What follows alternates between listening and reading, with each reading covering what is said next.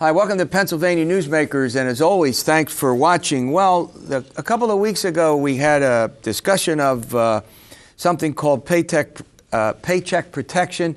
We're going to hear the other side with Rick Bloomingdale. He's the president of the Pennsylvania AFL-CIO, and then, you know, all those variable electric rates are going up. You won't want to miss our discussion of that. All of that follows these words.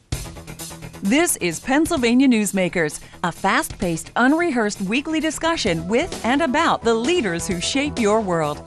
And now, here's your host, Terry Madonna. Hi, well, a couple of weeks ago, we had a point of view expressed on something called paycheck protection. It's, you know, not always easy to get out. Paycheck protection, and as I indicated then, we heard from the business folks, their business point of view on that. Rick Bloomingdale, he's the president of the Pennsylvania AFL-CIO, is sitting across from me. We're going to get the union point of view on that. Our job here is to present a variety of points of view to you, the viewer. You decide what you want to do. But Rick, welcome to the program. Thank you very much, Terry. It's always a pleasure to be on the show. All right, let's talk a little. First of all, factually tell our viewers what paycheck protection is. What is it that gets deducted from the employee's paycheck by the employer?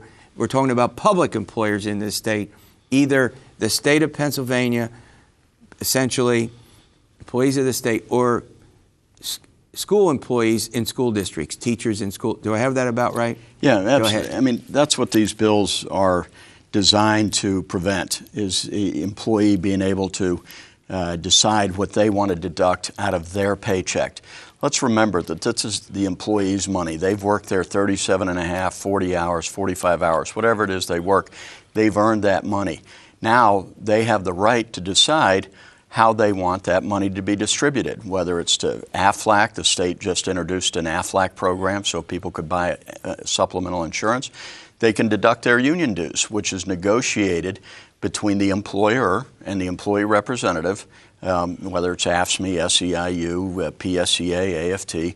Those unions sit down and bargain for dues deduction. And it's just one of the many clauses of a contract, such as management rights. And it's usually one of the early parts that they do because, you know, that's a way to make sure the operation gets funded.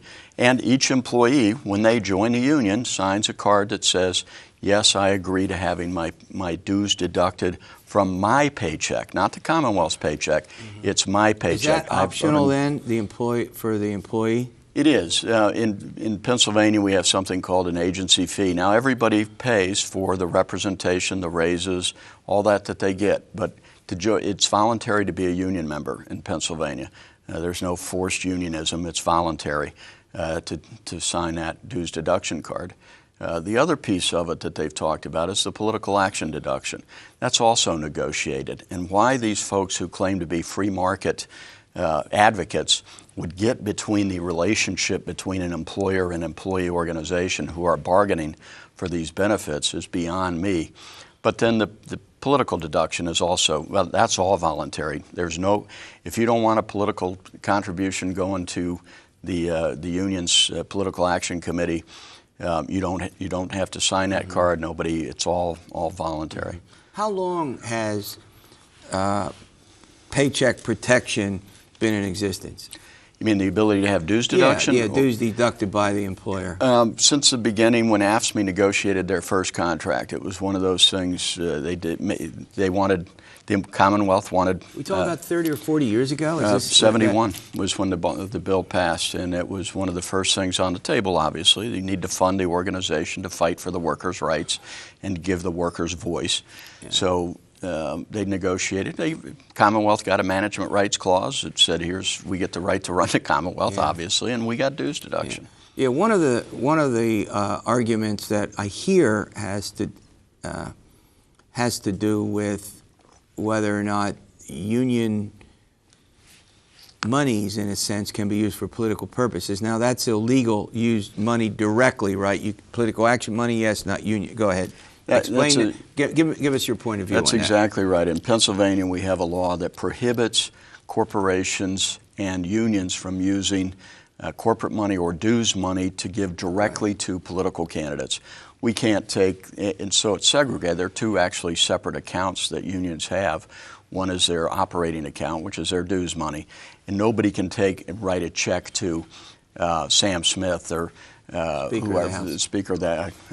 Kind of meant John Smith, I guess, an anonymous. No, that's okay. Name, but Sam Smith or any Democrat or Republican, right? We can't write to that person's campaign committee. Yeah. Now, what we are able to do is to, just like a legislator may send a newsletter at the taxpayer's expense, telling people what they've done.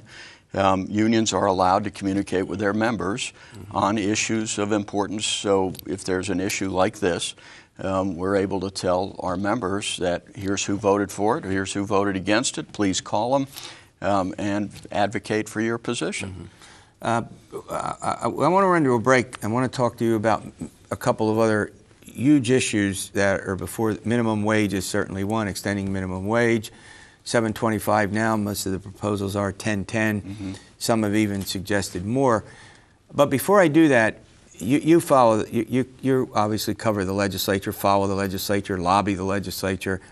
What's your sense about where this goes?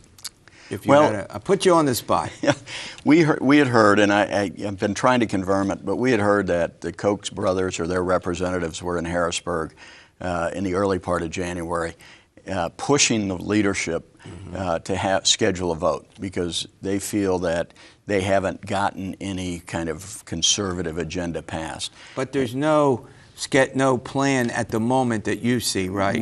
Because of our activity, or in spite of whatever, right? Whatever the cause, but our folks mobilized around us. They understood that it was a way to cut off their voice. So we've heard that right now it's on hold. But as with anything in the legislature, it could come up at any time, so we continue to mobilize. All right, we're going to run to a break. When we come back, obviously one of the more potent issues is what to do with minimum wage, not just in this state, but nationally as well. I might also ask about long-term unemployment benefits. That's another big issue. These are two issues that are certainly playing out in the campaigns, not just in Pennsylvania, but all around the country. We'll get to that subject. And then Terry Fitzpatrick's coming on. There's a huge issue about electric rates, variable rates going up, even if you have fixed rate, more usage because of the weather. Our expert is here. We'll weigh into that as well.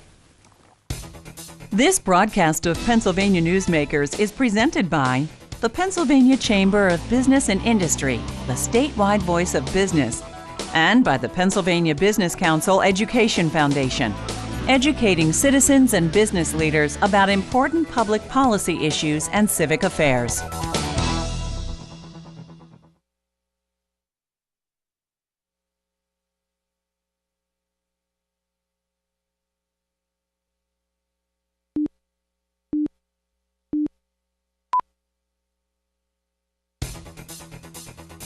This broadcast of Pennsylvania Newsmakers is brought to you by BetterSaferRoads.com. To voice your support for safer highways and less traffic congestion, visit BetterSaferRoads.com. And by the Pennsylvania Manufacturers Association. Business in Pennsylvania is our business. Hi, welcome back with Rick Bloomingdale. We talked about paycheck protection. I want to talk to Rick about minimum wage. It's emerged, I think, as one of the big issues. Would you agree with that? Oh, absolutely, Terry. This whole idea of income inequality, that people are falling further and further behind. We have to figure out a way to remedy that. Of course, in our world, the way to remedy that is to organize into a union and bargain for more of that productivity. But one way outside of that is to increase the minimum wage. And poll after poll after poll, and I'm sure in your own Franklin and Marshall polls, you've seen that there is broad public support, Republicans, Independents, Democrats, for increasing the minimum wage to at least $10.10 an hour. There are folks who are calling for $15 an hour, but I think $10.10 an hour would certainly get us to a place where people would be able to make up some of the losses from the last increase maybe 10 years ago. Yeah. Before I let you go, what about long-term unemployment benefits? That constant. I mean, that we're in a recession. I mean, whether we're out of it or not, we can debate. Where does that stand?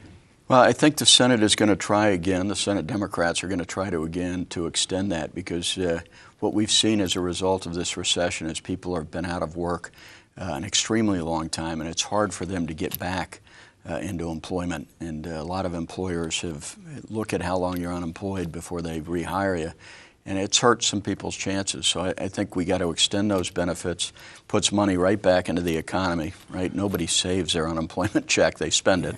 And it's a way to generate economic activity and to help those people. Well, look, thanks for coming on. Appreciate your point of view. Coming up, Terry Fitzpatrick, variable rate electricity. You have one of those. We got an expert who's going to help us understand it. This broadcast of Pennsylvania Newsmakers is brought to you by Pennsylvania Credit Union Association. Pennsylvania Credit Unions, where people are worth more than money. To find a credit union that is right for you, check out ibelong.org. And by the Energy Association of Pennsylvania, Pennsylvania's energy information source.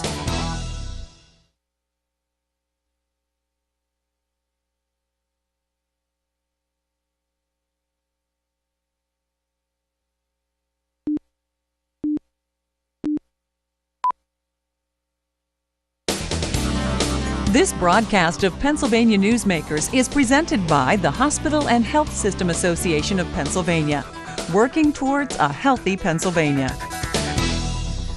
Hi, well, if there's a bigger controversy going on in the state than electric rates, I don't know. I couldn't find it. Joining me is Terry Fitzpatrick. He's the president and CEO of the Energy Association of this state, Pennsylvania, and he's the guy we call in from time to time to help us understand these matters.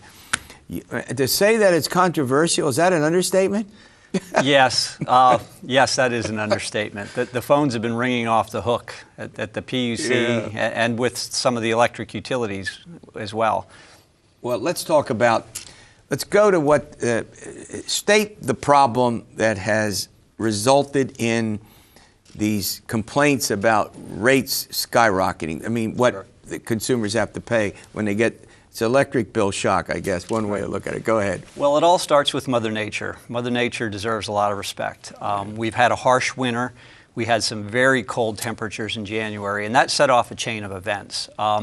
The price of natural gas went high because there was a lot of demand for gas for heating purposes.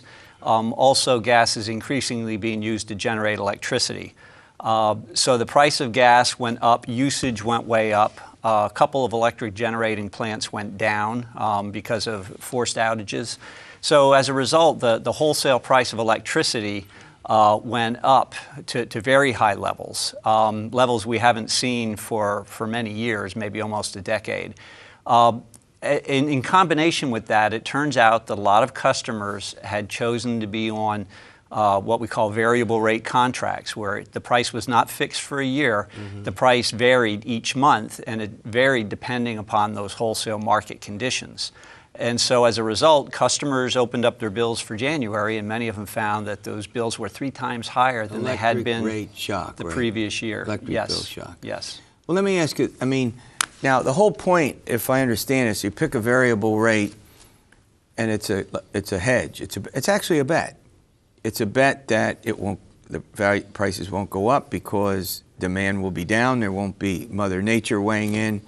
So, is your advice when you're choosing an electric rate company to consider, what should folks consider other than that when it comes to variable rates? Well, I think you hit the nail on the head. The reason a variable rate is lower than other rates is because the risk that it could go up is on the customer. In other words, if you get a fixed price, that's likely to be more expensive, but it sort of contains an insurance premium because you're hedged against those increases. So I think for the average residential customer, they ought to give serious thought to being on a variable rate. I probably don't need to say that in light of what happened, but it may not, I think for most customers, most residential customers, it really is not an appropriate rate given what's happened here. I think I also think that we've been in a favorable position the last several years with Marcellus Shale. We've been in a good supply position. Right. I think perhaps that led to a bit of a sense of complacency that this sort of thing couldn't happen. Yeah. So is what you're saying that is if you're a small customer that's saying, just an individual buying electricity, out of your home, you've got to really think about variable rates. They may not be appropriate for you. Is that your point? I think that's exactly the point, yes. All right. I just wanted to, make sure that you repeated that because I think that's an important point.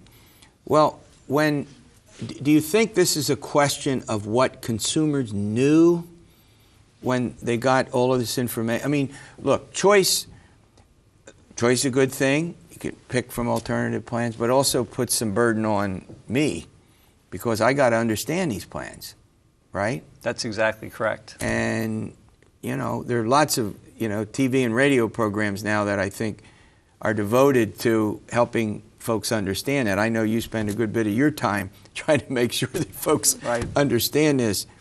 So what is it that customers get from suppliers? What do they get from a company? What should a company tell them when they're trying to make this decision? That's one of the questions that I think is going to be answered as we go through this. I think that there have been a record number of complaints. I think about 2,600 at last count, complaints filed with the PUC. The Attorney General has also asked that complaints be sent to that office because the consumer protection laws might apply. And I think one of the big questions with all of that is going to be, what were these customers told by the suppliers? Were they given adequate information to know what could happen with those rates from month to month, or were they perhaps misled?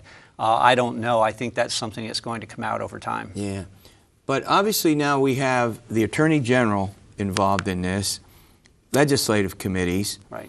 So do you think you have any sense about where this is going to go? I mean... Well, there's a couple of different ideas out there in terms of legislation. I think I've seen a proposal that would ban variable rates for small customers. I think another approach is to make sure that adequate information is provided to customers, including perhaps a historical snapshot of what these prices have been over time, so customers might know what they're getting into. That's a good point. And I think another idea that's out there too that's come up as a result of this, I don't think it's the primary point, but is the length of time it takes to switch a customer off of a price like that and back either to the utility service or to another supplier. Yeah, let's go. We're going to go to a break. I want to come back to that because I think that's important. How much time do you have to do this? What does that all mean? And then, if they do sign up and they get a high, what can happen? These are important questions, and Terry Fitzpatrick will supply the answers in a moment.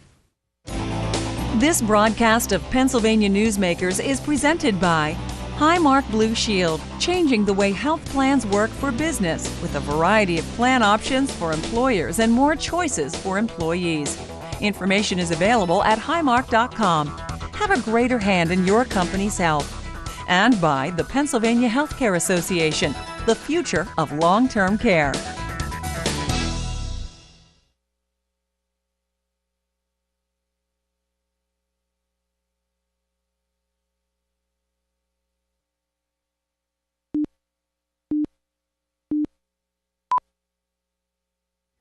Welcome back with Terry Fitzpatrick. We're talking about these variable rate hikes that have resulted in, electric customers paying more. All right, let's go back to this, how long it should take if a customer wants to switch to a new supplier. Repeat what you said. I think that's important for our viewers. Right now it takes between 10 and 40 days to switch a customer. Once the request, the way it works is that the customer deals with the competitive supplier contacts the utility. That sets some processing in place. Under law, we're required to send a letter out to the customer saying, did you in fact want to switch? Because we're trying to protect, that's a state law designed to protect against slamming of customers. Right. There are a few other things that need to be done in connection with some wholesale market charges. So that takes about 10 days to get done. And then after that, it's whenever the meter reading date takes place, because the way the systems are set up now, you have to wrap up a full billing period with your old supplier and then start a new billing period with the new supplier. So it can take up to to 40 days. One of the questions is, can we shorten that? With advanced metering, can we make some changes so you can have what they call a mid-cycle switch, so you wouldn't have to wait that full month? Good idea. Well, I think it's possible. I think we need more discussion. Too. Yes, I think it has potential. The PUC, in fact, indicated it might do some regulations on that. There are some expenses. It requires advanced metering to do it. That's not universally deployed throughout the state yet. And there are also billing system changes. There would be some costs associated with it. All right. Let's, before I let you go, there is one question that I think our viewers will obviously have an interest in, and that is, I open up my electric bill and I get shock. Right. What do I do about it? Well, the first thing to do, I'd say, is to call your supplier. A couple of the suppliers who were offering these types of rate plans have said they're making rebates to customers. They've thrown around, I think, numbers $1 or $2 million to going to provide some relief to customers. You could also contact the utility, because the utility does the billing, even if you have a competitive supplier in most cases. The utilities, if you have a decent record, will give you a payment arrangement and maybe help you, especially if you're low income. There's lots of ways that the utility can help you. And also the PUC and the Attorney General want to hear about these types of things if you feel like you were misled or there's something amiss. Yeah, for low-income families, one of the things we've talked about over the years is the LIHEAP program, Right.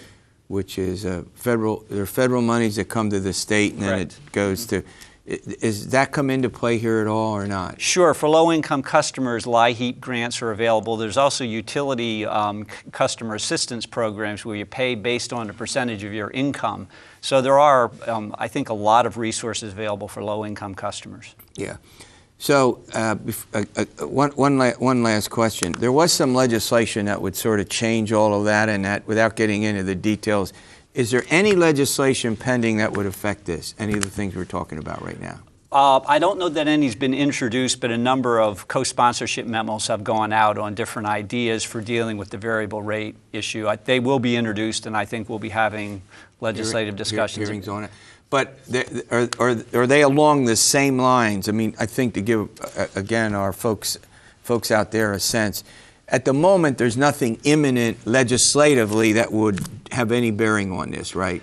No. It's all regulatory? Yeah, that's correct. There was a bill introduced a while ago that would have ended utility default service. I think this controversy has led to that bill being pulled back. Default services? Default service, that's the supply service that the utility provides if you don't choose a competitive supplier.